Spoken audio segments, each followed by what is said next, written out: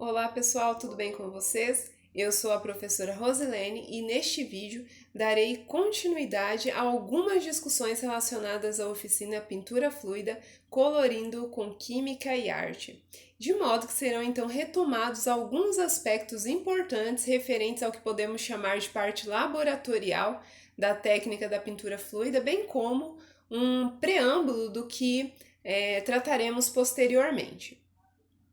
Bom, lembram-se que logo na apresentação da oficina, que consta lá no vídeo 1, foi mencionado que esta apresentava duas problemáticas, né? Uma é mais voltada à questão da técnica, né, que envolve aí desde o preparo, a aplicação, até a obtenção do produto final, né, desse tipo de pintura, e também permeia a questão da teoria da cor. Uma segunda problemática se direciona para o além da cor. Então, é o momento em que nós direcionamos os nossos olhares mais para os aspectos interdisciplinares que podem ser explorados por meio da utilização dessa técnica. E aqui, já de antemão, sinalizo que nesse segundo momento nós iremos direcionar os nossos olhares em especial à ciência química e a arte. É importante que vocês tenham acesso aos vídeos anteriores. Caso alguém não tenha assistido a estes vídeos, né, nós colocamos o link ali na descrição deste vídeo, tá bom? Então, para compreendermos o produto que obtivemos por meio da técnica da pintura fluida, nós precisamos ter em mente todo o processo, desde a preparação da tinta para esse tipo de pintura até o efeito final desejado. Então, aí na tela, né, na apresentação, vocês podem verificar, né, algumas imagens do produto final obtido. Mas esse produto final, né, a qualidade desse produto, ele depende muito de todo um processo, né? E como já discutimos desde o primeiro vídeo da apresentação da oficina, né, da pintura fluida, verificamos que um dos diferenciais dessa técnica é que a tinta não é aplicada por meio de pinceladas, mas sim despejada de modo a fluir sobre um suporte. Nesse sentido, os convido a refletir a respeito de um aspecto muito importante, que é a necessidade de seguir corretamente as instruções referentes ao preparo das tintas, em especial as quantidades dos materiais utilizados, pois disso depende a obtenção do bom resultado dessa técnica. E pensando, por exemplo, já aqui relacionando a algo, né, da química, pensando, por exemplo, em um laboratório de química, quando vamos então realizar um experimento, por exemplo, precisamos nos atentar e seguir corretamente as quantidades de reagentes a serem utilizados, né? Então, bem como as etapas, os procedimentos que deverão ser seguidos, pois estes aspectos eles vão influenciar, né, no produto obtido. E com essa técnica, né, não é diferente.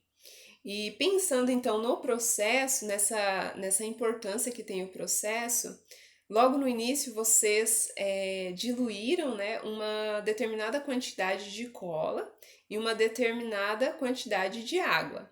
E depois adicionaram essa mistura, né, à tinta. Então, por que precisamos fazer isso? Vocês pararam para se perguntar sobre isso? Né? Por que precisamos fazer isso? Percebam que a consistência da tinta, né, que vocês utilizaram é própria para aplicação com pincel. E como já mencionei, né, como já foi mencionado bem anteriormente, nessa técnica a gente não utiliza pincéis, né? E nesse sentido, né, se a colocarmos sobre uma superfície, essa tinta não vai escorrer.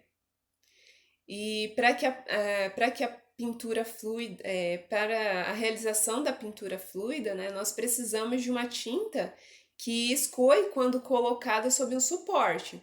Nesse sentido, não pode escoar de mais e nem de menos, né? Ela precisa essa tinta precisa ela precisa apresentar uma movimentação na medida certa. E daí a importância de utilizar as quantidades corretas dos materiais indicados. Né? Mas pararam para se perguntar por que é importante utilizarmos a cola? Né? Qual a finalidade dela na técnica? Então guardem essa pergunta aí com vocês que a gente vai falar sobre isso também. Então, ao ser adicionada, por exemplo, a mistura de cola e água na tinta, o objetivo é deixar a tinta mais encorpada, de modo que a cola, após a secagem da pintura, será responsável por formar um filme com efeito plástico na pintura, de modo que essa não se quebre tanto. E por que isso ocorre? A resposta tem relação com a composição da cola, né? Bem como também do processo que envolve a secagem desse material. Então, esses são aspectos que nós iremos explorar em outro vídeo. E outro aspecto importante de ser mencionado é que vocês também utilizaram, além da água da cola, né, que foi adicionada aí à tinta, né, também foi adicionado um óleo e foram adicionadas algumas gotas de óleo, né, a essa mistura. E por que será que é importante adicionarmos óleo a essa mistura, né? A adição de óleo ela é indispensável para o resultado final dessa técnica, pois o óleo ele vai criar uma barreira para que as diferentes tintas não se misturem por conta da presença de água nessa mistura. E por outro lado, esse óleo, né, o óleo vai possibilitar que haja a formação de micelas ou bolhas que vocês verificaram no final da pintura. Inclusive, eu trouxe aqui outras imagens, né, em que as mesmas imagens anteriores, mas em que vocês podem inclusive verificar essas bolhas, essas micelas. Então, sem o óleo, essas bolhas elas não irão ser formadas ali na pintura, né? E de tudo isso posso dizer que aí há muita química envolvida e todos esses aspectos nós iremos discutir em um outro momento, em um outro vídeo, né? Já abarcando alguns conceitos, como por exemplo, a questão da solubilidade, da polaridade, do ponto de ebulição, da tensão superficial. Então, esses são conceitos que, por meio dessa técnica, né, nós conseguimos trabalhar alguns conceitos químicos, tá bom?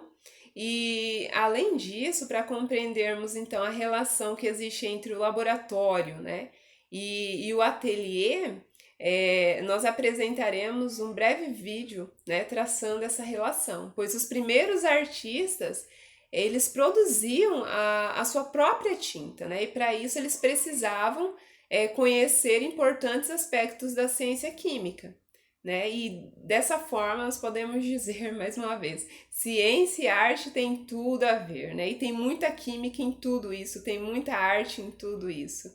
E até a próxima, pessoal! Agradeço pela atenção.